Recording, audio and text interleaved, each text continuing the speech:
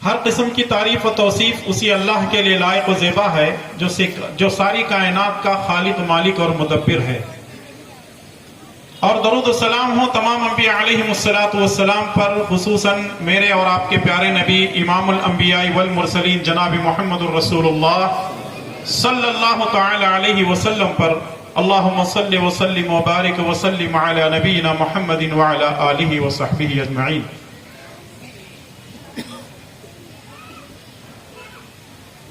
قابل قدر صدر اجلاس، اسٹیج پر تشریف فرما معزز علماء کرام، ذمہ داران جماعت و جمعیت، بزرگوں، نوجوان دوستوں، پردہ نشین خواتین اسلام، پیارے بچوں اور بچیوں،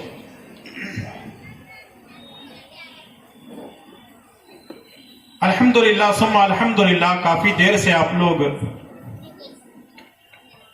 اہل علم کے بیانات سماعت فرما رہے ہیں۔ جن لوگوں نے اس محفل کو سجایا ہے، آپ لوگوں تک دعوت پہنچائی ہے، ہم لوگوں کو مدعو کیا ہے، اور الحمدللہ آپ لوگ دعوت پر لبیک کہتے ہوئے یہاں جمع ہوئے ہیں۔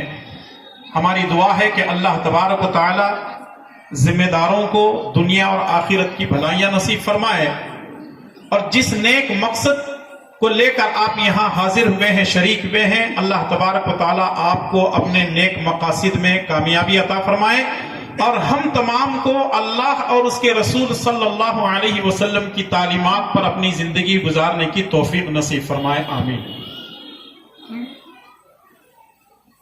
محترم حاضرین و حاضرات،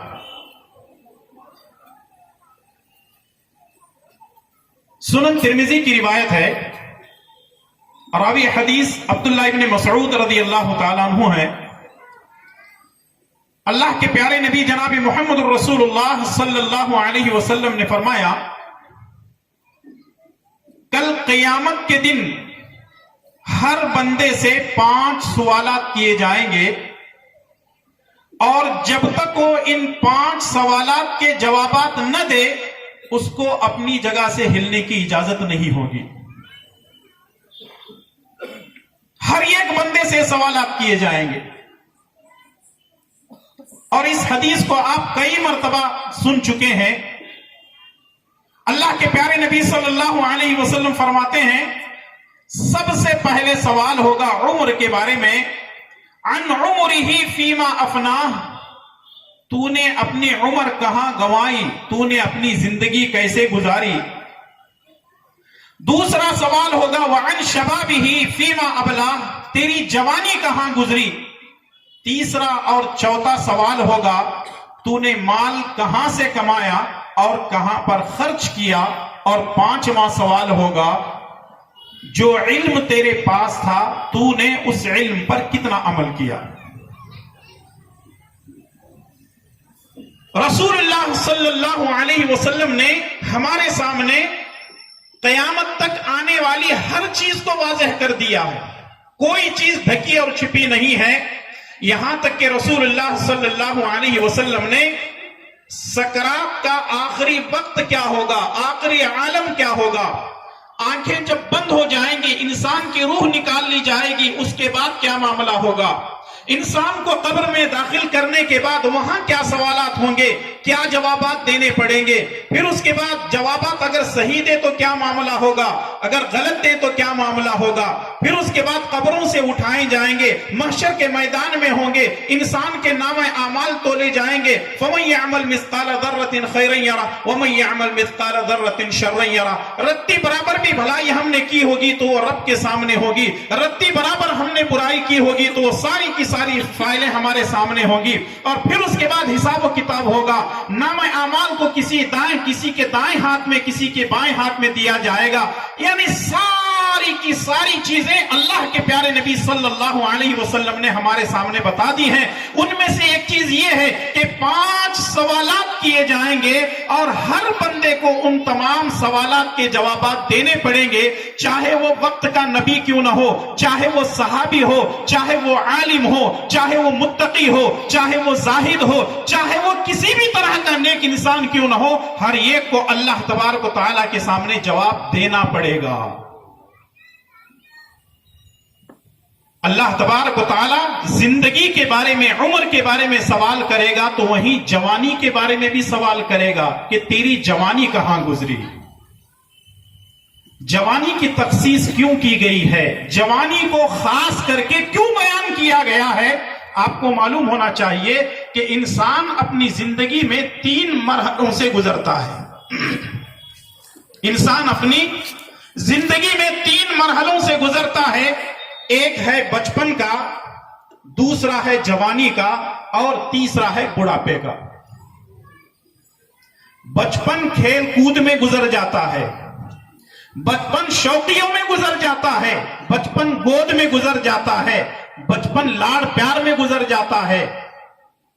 اور رہا مسئلہ بڑھاپے کا، بڑھاپے میں آدمی خود اس کے قوا، اس کے اعضاء کمزور ہو جاتے ہیں، وہ ذہنی طور پر کمزور ہوتا ہے، وہ اپنے آنکھوں سے کمزور ہوتا ہے، اپنے کانوں اور زبان سے کمزور ہوتا ہے، اس کے ہاتھ پیر کمزور ہو جاتے ہیں۔ کوئی بی پی کا مریض ہے، کوئی شوگر کا مریض ہے، کسی کو کینسر ہے، کسی کو گھٹنوں میں درد ہے، کسی کو ہارٹ کی بیماری ہے۔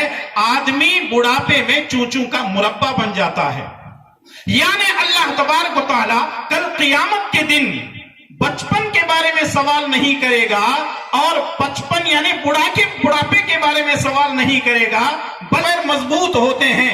جوانی میں نظر تیز ہوتی ہے، جوانی میں سماعت تیز ہوتی ہے، جوانی میں زبان بڑی چلتی ہے، جوانی میں اس کے قوا مضبوط ہوتے ہیں، جوانی میں اس کا ذہن و دماغ کام کرنے لگتا ہے، اور جوانی میں جو کام انسان کر لیتا ہے نہ وہ کام بچپن میں ہو سکتا ہے اور نہ وہ کام بڑھاپے میں ہو سکتا ہے۔ تو اس لیے ہر انسان کو اپنی جوانی کی قدر کرنی چاہیے۔ اور مجھے یہاں اکثر و بیشتر جوان ہی نظر آ رہے ہیں، اس کا مطلب یہ نہیں ہے کہ یہ تقریر بزرگوں کے لیے نہیں ہے، سب کے لیے ہے، چاہے وہ نوجوان لڑکے ہوں، نوجوان لڑکیاں ہوں، چاہے وہ ایسے ذہن کے ہوں جو بچپن ہیں، چھوٹے ہیں لیکن سمجھ سکتے ہیں، یا وہ بزرگ ہیں، سب کے لیے تمام باتیں ہیں۔ بتانے کا مقصد یہ ہے اس جوانی کے بارے میں انسان کو غور کرنا چاہیے کہ آخر میری جوانی کہاں اور کیسے گزر رہی ہے۔ کسی کہنے والے نے کیا ہی پیاری بات کہی ہے کہ کر جوانی میں عبادت کاہلی اچھی نہیں، کر جوانی میں عبادت کاہلی اچھی نہیں، جب بڑھاپا آ گیا تو بات کچھ بنتی نہیں۔ بڑھاپے میں آدمی وہ کام نہیں کر سکتا جتنا جوانی میں کر سکتا ہے۔ جوانی میں زیادہ دیر تک کھڑے ہو کر عبادت کر سکتا ہے، جوانی میں زیادہ دیر تک رکوع کر سکتا ہے، جوانی میں زیادہ دیر تک سجدہ کر سکتا ہے، جوانی میں زیادہ دیر تک قرآن کریم کی تلاوت کر سکتا ہے۔ بڑھاپے میں آدمی بیماری کی وجہ سے خود پریشان رہتا ہے، الا ماشاء اللہ، اللہ تعالیٰ جن کو صحت و تندرستی دیا ہے وہ اللہ کا شکر ادا کریں، اور جو لوگ بیمار ہیں ان کے حق میں دعا کریں کہ اللہ تبارک و تعالیٰ ان کو صحت و تندرستی نصیب فرمائے، آمین یا رب العالمین۔ نوجوانوں کے تعلق سے کچھ باتیں آپ کی خدمت میں پیش کرنے کی کوشش کروں گا۔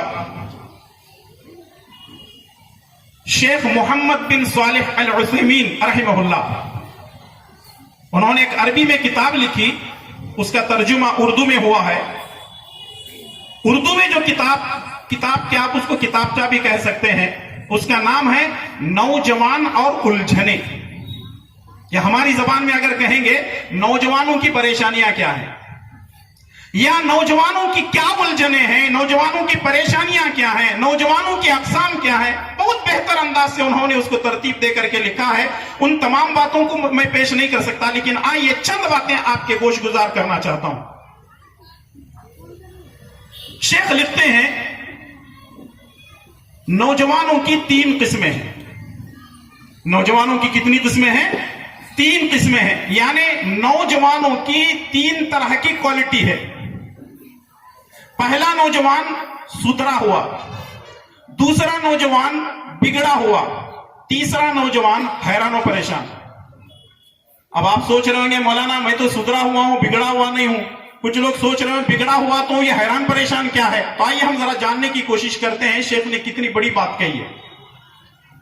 کچھ باتیں شیخ کی اپنی ہیں، کچھ باتیں حالات کو دیکھ کر میں اپنے طور پر آپ کے سامنے پیش کر رہا ہوں۔ سب سے پہلی بات تو یہ ہے، ان نوجوانوں سب سے پہلے جو سدھرا ہوا نوجوان ہے اس کے تعلق سے جو بات آپ کے سامنے پیش کی گئی ہے، سب سے پہلی بات تو یہ ہے کہ جو سدھرے ہوئے نوجوان ہے یا سدھرا ہوا نوجوان ہے وہ بڑا مومنانہ صفات اس کے اندر موجود ہیں۔ وہ نمازوں کی پابندی کرتا ہے، وہ روزہ رکھتا ہے، وہ اپنے مال کی زکات دیتا ہے، صدقہ و خیرات کرتا ہے، بھلائی کا حکم دیتا ہے، برائی سے روکتا ہے، بڑوں کی عزت کرتا ہے، چھوٹوں کے ساتھ شفقت کے ساتھ جو ہے پیش آتا ہے، چاہے وہ گھر والے ہوں یا باہر والے ہوں، ہر ایک کے ساتھ عزت اور احترام کے ساتھ پیش آتا ہے کہ وہ متکبرانہ چال چلتا ہے، تکبر ہے، گھمنڈ ہے، غرور ہے، چاہے وہ اس کو اپنے علم کا غرور بھی کہہ سکتے ہیں، گھمنڈ کہہ سکتے ہیں، یا اس کی دولت کا یا پھر اس کی سیاست کا، کوئی بھی چیز اس کے اندر ہو سکتی ہے، اور حق وہ جانتے ہوئے بھی ٹھکراتا ہے اور صراط مستقیم سے ہٹ کر کے وہ زندگی گزار رہا ہے، یعنی پوری کی پوری برائیاں اس کے اندر موجود ہیں، یہاں تک کہ وہ کبھی کبھی شرک کو اپنانے کی کوشش کرتا ہے، توحید کو چھوڑ کر شرک کی طرف جاتا ہے، سنتوں کو چھوڑ کر بدعات کی طرف جانے لگتا ہے، یہ بگڑا ہوا نوجوان ہے۔ اور تیسرا نوجوان وہ ہے جو کہ حیران و پریشان ہے۔ یہ حیران و پریشان کیوں ہے؟ اس کا مسئلہ یہ ہے، اس نے حق کو جانا، اس نے حق کو مان لیا اور اچھے ماحول میں رہا، اس کا عقیدہ بھی درست ہے، لیکن شبہات میں پڑ گیا،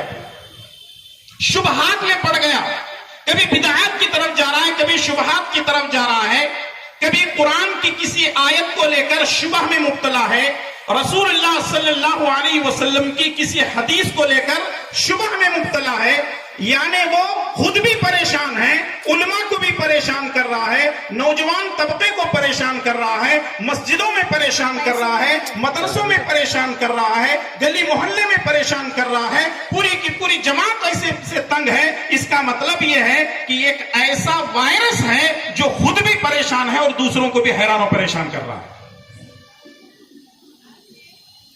اگر میں آپ سے یہ سوال کروں، آپ پہلے والے میں ہیں، دوسرے والے میں ہیں یا تیسرے والے میں ہیں؟ آپ جواب نہیں دیں گے، مجھے اچھی طرح معلوم ہے، کیونکہ کچھ لوگوں کی گردنیں ہل رہی ہیں، کچھ مسکرا رہے ہیں، کچھ لوگ ایسے گھور گھور کے دیکھ رہے ہیں، یہ مولوی صاحب کو کئی کو بلائے، کیونکہ ہمارے نوجوانوں کی جو کیفیتیں ہیں وہ دن بدن بدلتی جا رہی ہیں، ٹریک چھوڑتے جا رہے ہیں، اور کچھ ماشاءاللہ سدھرے ہوئے ہیں، وہ الحمدللہ لوگوں کو جماعت سے جوڑ رہے ہیں، لوگوں کو قرآن اور حدیث سے جوڑ رہے ہیں، لوگوں کو شرک و بدعات سے نکال کر کے کتاب و سنت کی طرف لا رہے ہیں، اور جو بگڑے ہوئے ہیں وہ بگڑتے ہی جا رہے ہیں، فتنہ اور فساد مچاتے جا رہے ہیں، ہر جگہ ان کی بد اخلاقی کے چرچے ہیں، کوئی بھی کام دینا نہیں چاہتے، خود بگڑے ہوئے دوسروں کو بھی بگاڑ رہے ہیں، اور نوجوانوں کے اندر بد اخلاقی اتنی زیادہ پھیلتی جا رہی ہے کہ جس کی کوئی حد نہیں ہے، بات چیت کرنے کا طور طریقہ سلیقہ ختم ہوتا جا رہا ہے۔ ماں باپ حالانکہ ان کو سکھائے ہوں گے، لیکن وہ کسی عالم سے صحیح کھڑے ہو کر کے بات نہیں کر رہے ہیں، ماں باپ نے ان کو سلیقہ سکھایا ہوگا، لیکن وہ کسی بڑے کی قدر کرنے کے لیے تیار نہیں ہے، چاہے وہ جماعت کا ذمہ دار ہو، چاہے وہ کسی مسجد یا مدرسے کا ذمہ دار ہو، چاہے وہ کسی تنظیم کا ذمہ دار ہو، کسی ایک ادارے کا ذمہ دار ہو، ایسی بد اخلاقی ان کے اندر پائی جاتی ہے کہ وہ سدھرنے کا نام لینے کو تیار نہیں ہے۔ اور ایک بات یاد رکھیے، ہمیشہ یاد رکھیے، دعوتی میدان میں اگر آپ کسی کو سدھارنے جاتے ہیں، اگر آپ کسی کو اللہ اور اس کے رسول کی تعلیمات کو روشناس بنانے کے لیے جاتے ہیں، یاد رکھیے سامنے والا یہ نہیں دیکھتا کہ آپ کو قرآن کی کتنی آیتیں یاد ہیں، یہ نہیں دیکھتا کہ آپ کو کتنی حدیثیں یاد ہیں، یہ نہیں دیکھتا کہ آپ کتنے دلائل لے کر کے بات کر رہے ہیں، آپ کے چہرے پر ٹوپی، آپ کے چہرے پر داڑھی ہے، آپ کے سر پر ٹوپی ہے، آپ کتنا لمبا جبہ پہنے ہوئے ہیں، آپ کا کپڑا ٹخنے سے کتنا اوپر ہے، یہ کوئی نہیں دیکھتا ہے، بلکہ سب سے پہلے آپ کے اخلاق کو دیکھتا ہے۔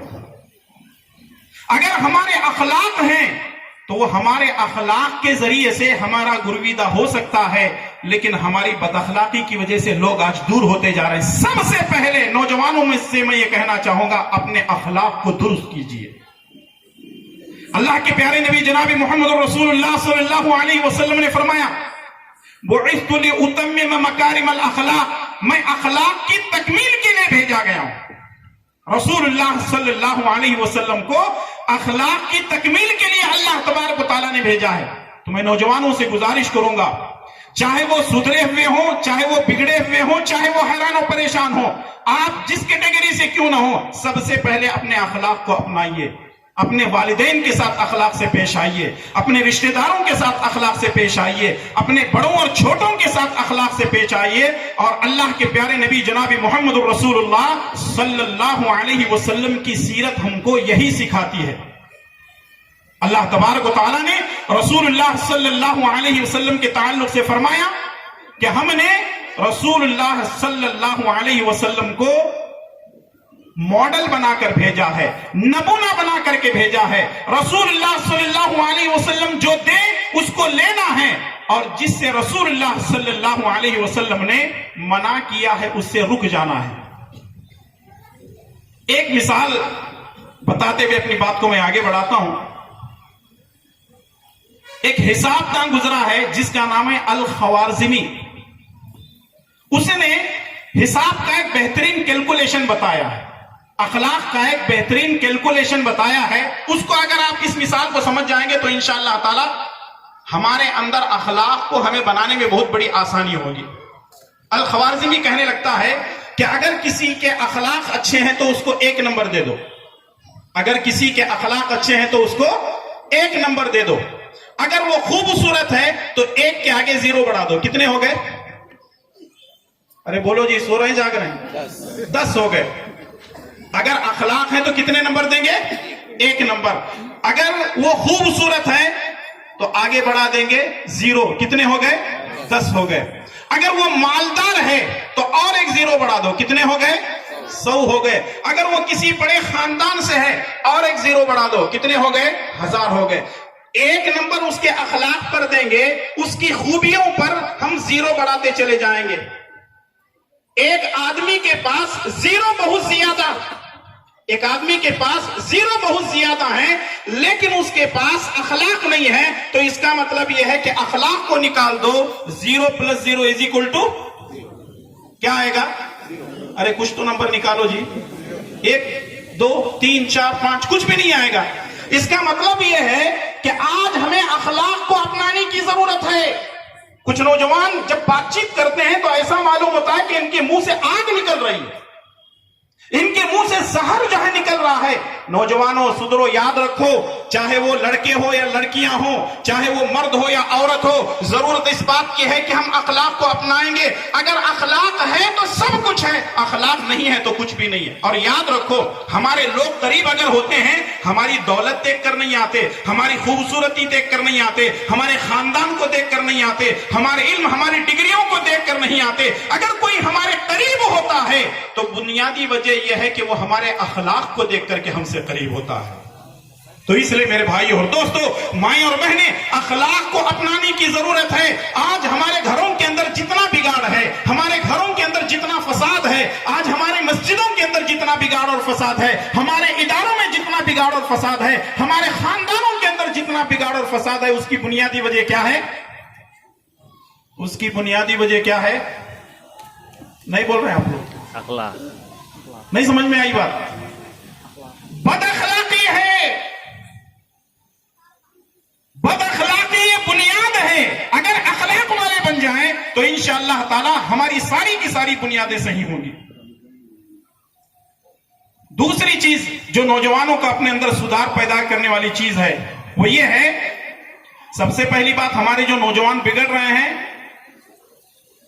اس کی بنیادی وجہ بہت ساری ہو سکتی ہے۔ ایک تو اخلاق میں نے آپ کے سامنے پیش کی ہے۔ دوسری بات یہ ہے فراغت۔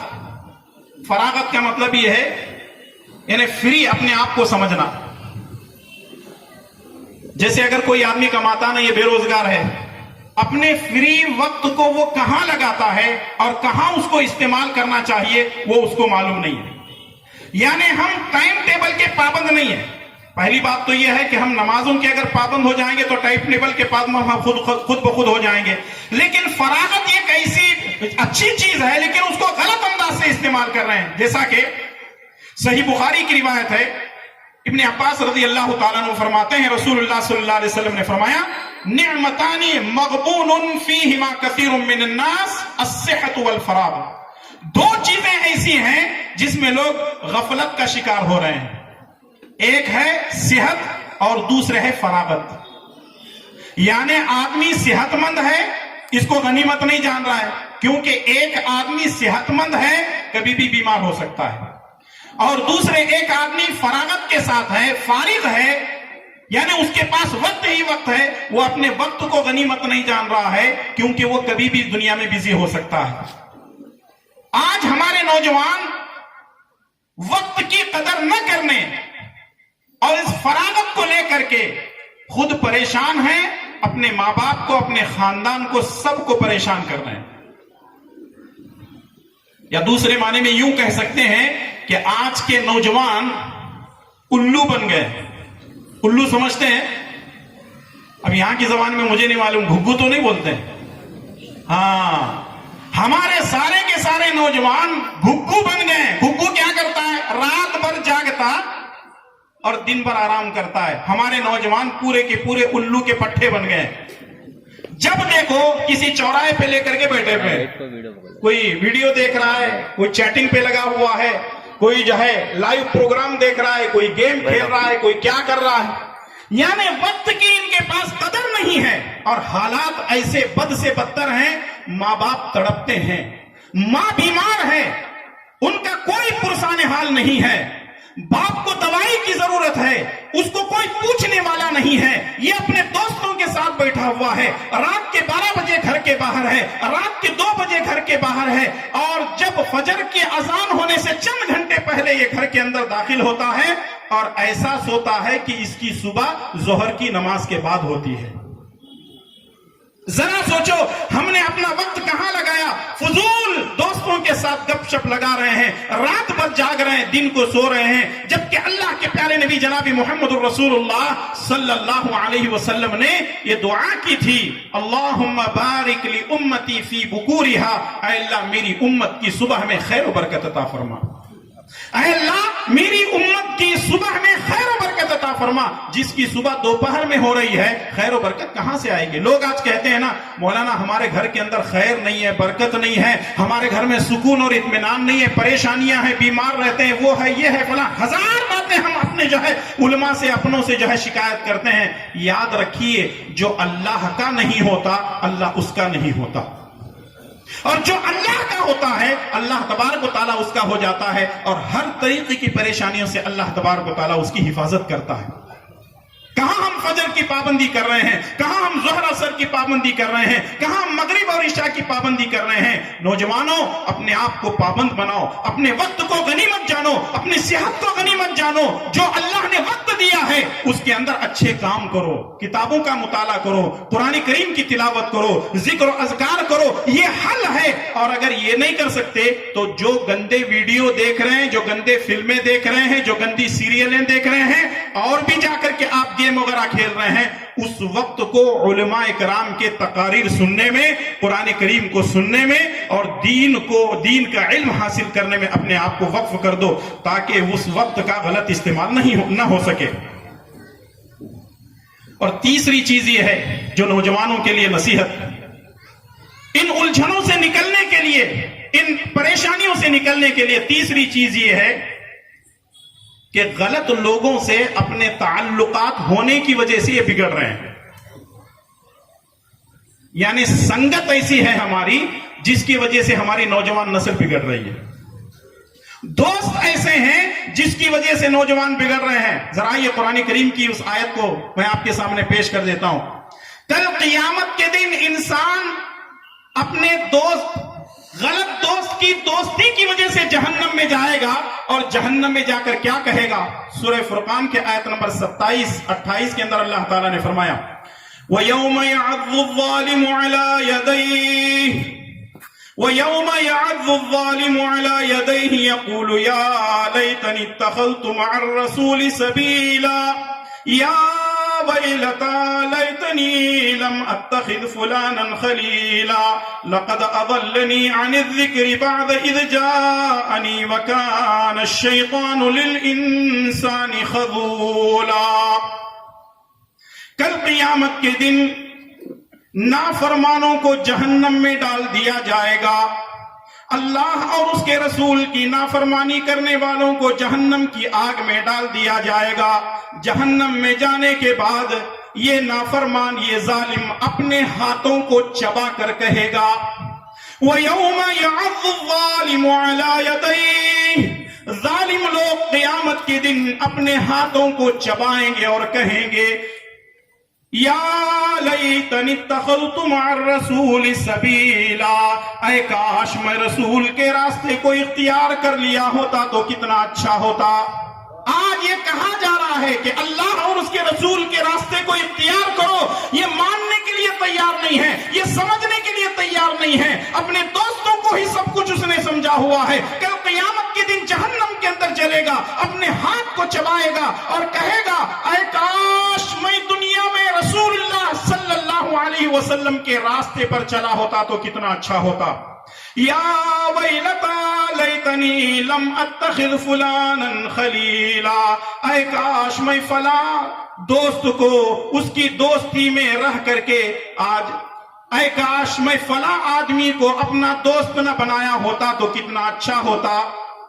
انسان اپنی دوستی کی وجہ سے بگڑتا ہے، اپنے دوستوں کی وجہ سے بگڑتا ہے، اپنے سنگتیوں کی وجہ سے بگڑتا ہے۔ اس لیے نوجوانوں، اپنا دوست ایسا رکھو جو بے ایمان نہ ہو، جو مشرک نہ ہو، جو بدعتی نہ ہو، جو بد اخلاق نہ ہو، جس کے اندر بری عادتیں نہ ہو، اخلاق کا اچھا ہو، توحید پرست ہو، سنت سے محبت کرنے والا ہو، اسلام دوست ہو، شریعت پر عمل کرنے والا ہو۔ ایسوں سے دوستی رکھو، کوئی افسوس نہ دنیا میں ہوگا نہ آخرت میں ہوگا۔ اس لیے ضرورت اس بات کی ہے کہ ہم نوجوانوں کو چاہیے کہ آج اللہ اور اس کے رسول کی تعلیمات پر اپنی زندگی گزارنے والوں کے ساتھ دوستی رکھو۔ ہم نے دیکھا ہے لوگ سیاستدان کے ساتھ جو ہے دوستی کرنے کو لوگ بڑا فخر سمجھتے ہیں۔ ہم نے بہت کم نوجوانوں کو دیکھا ہے جو کسی عالم سے دوستی کر کے فخر کرتا ہے۔ کیوں؟ عالم کے پاس جائیں گے تو غلط کام پہ روکیں گے، ٹوکیں گے، ان کے ساتھ دوستی کرنے کا کوئی فائدہ نہیں ہے۔ کسی سیاستدان کے ساتھ اگر ہم نے دوستی کر لی، ہمارے چرچے ہوں گے، ہم فوٹوؤں میں آئیں گے، ہم اخبارات میں آئیں گے۔ اگر ہم نے کسی طاقت والے کے ساتھ دوستی کر لی تو ہمارے ہر جگہ چرچے ہوں گے۔ اگر ہم نے کسی دولت والے کے ساتھ دوستی کر لی، وہ وہاں لے جائے گا، یہاں لے جائے گا، گھمائے گا، پھرائے گا۔ یاد رکھو یہ ساری چیزیں دنیاوی فائدے ہو سکتے ہیں، یاد رکھو دیندار کے ساتھ دوستی کرنے کے دنیا کے بھی فائدے ہوں گے، آخرت کے بھی فائدے ہوں گے۔ اسی لیے قرآن کریم نے اللہ تبارک و تعالیٰ نے واضح طور پر بیان کیا ہے کہ جو لوگ غلط دوستی کرتے ہیں کل قیامت کے دن اپنے ہاتھوں کو چبائیں گے اور یہ کہیں گے کہ اے کاش ہم اللہ اور اس کے رسول کے راستے کو اختیار کر لیے ہوتے، فلاں کو دوست نہ بنایا ہوتا تو کتنا اچھا ہوتا۔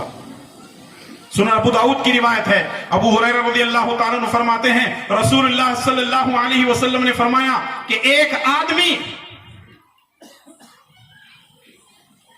اس کی دوستی کی وجہ سے پہچانا جائے گا۔ اس لیے یہ دیکھو کہ تمہارا دوست کون ہے۔ میں نے کچھ نوجوانوں سے جب ہم آپس میں بیٹھتے ہیں، گفتگو کرتے ہیں، میں نے ایک نوجوان سے پوچھا، وہ گٹکا کھانے کا عادی تھا۔ یہاں پہ لوگ گٹکا کھاتے ہیں کیسے؟ جی، لیکن اکثریت ہے کم ہے۔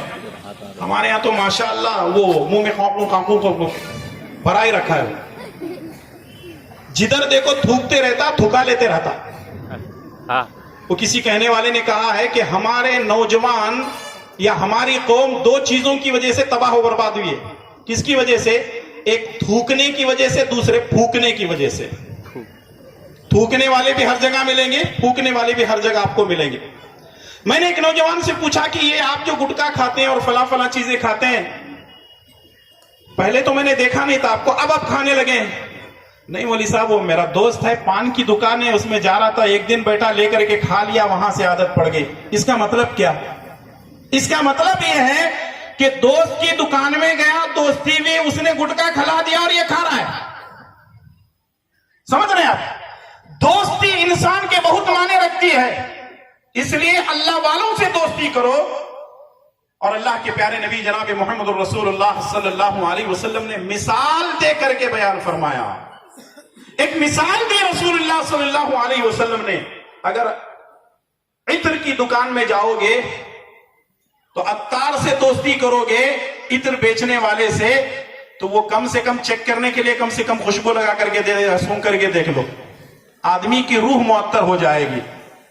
اور اگر آپ کسی بھٹی میں چلے جائیں گے، وہاں سے جو دھواں نکلتا ہے، وہاں سے جو چنگاریاں نکلتی ہیں، آدمی جو ہے اس سے خود پریشان ہو جاتا ہے۔ رسول اللہ صلی اللہ علیہ وسلم نے مثالیں دے دے کر کے سمجھائی ہے۔ ضرورت اس بات کی ہے نوجوانوں، اپنے اندر سدھار پیدا کرو، کیونکہ یہ اخلاقی بگاڑ ایسا بگاڑ اور فساد ہے کہ انسان کی دنیا اور آخرت دونوں تباہ و برباد ہو جاتی ہے۔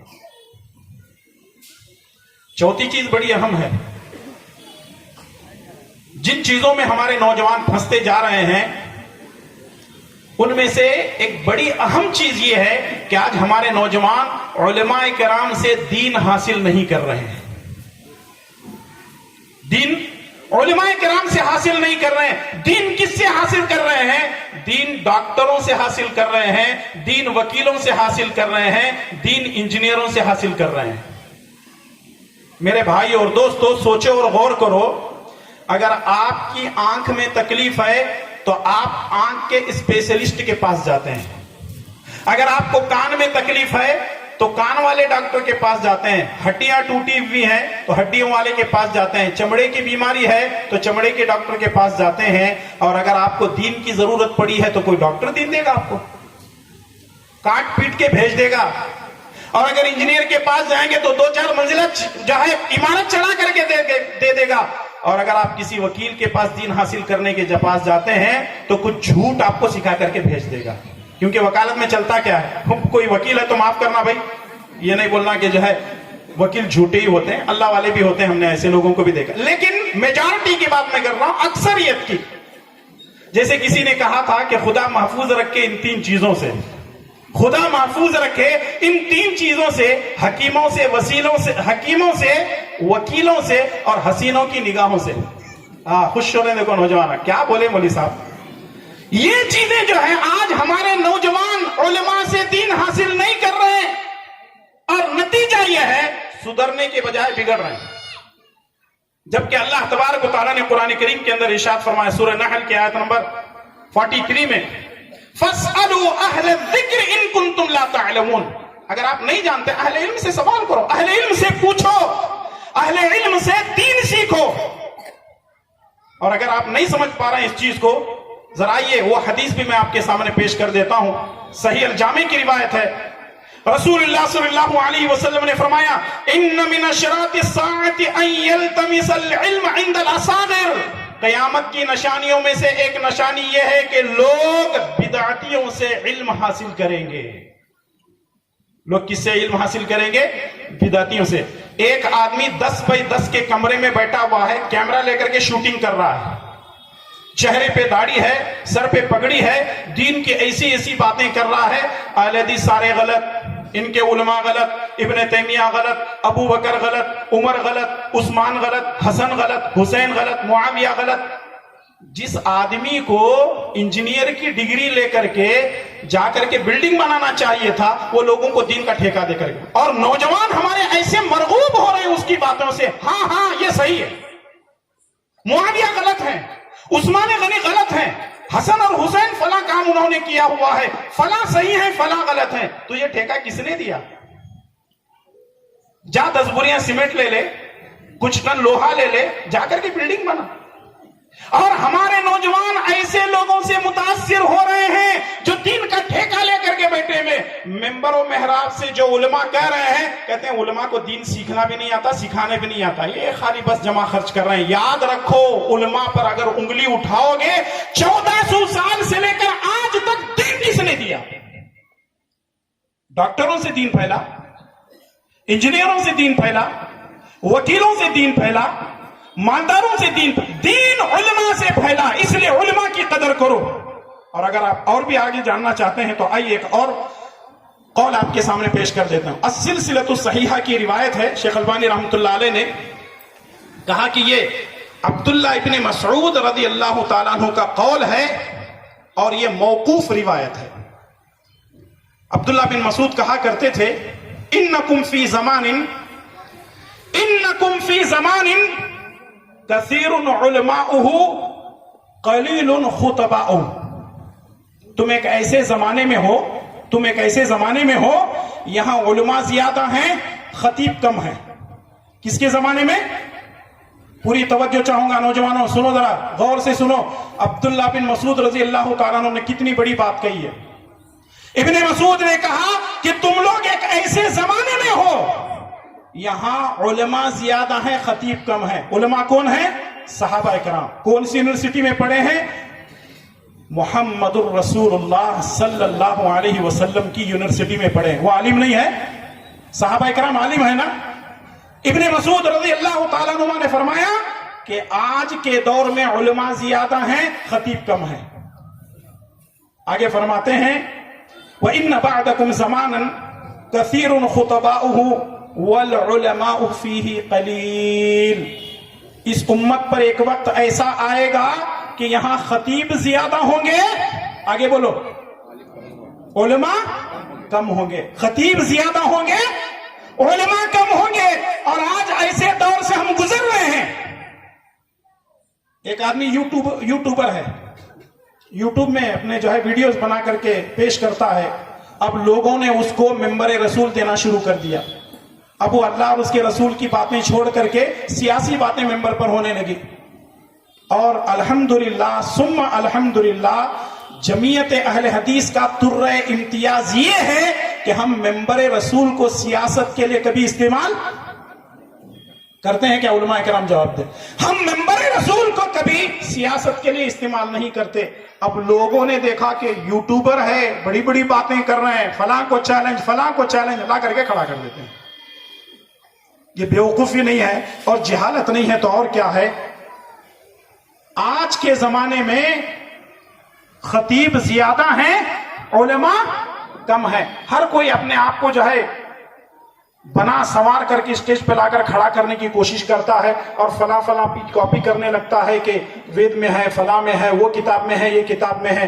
میرے بھائی اور دوستو، دین اس کا نام نہیں ہے، دین کتاب و سنت کا نام ہے۔ اب میں سمجھنے کے لیے ایک مثال دیتا ہوں آپ کو، میرا وقت بھی بالکل ختم القریب ہے، ختم ہی ہونے والا ہے، سمجھیے۔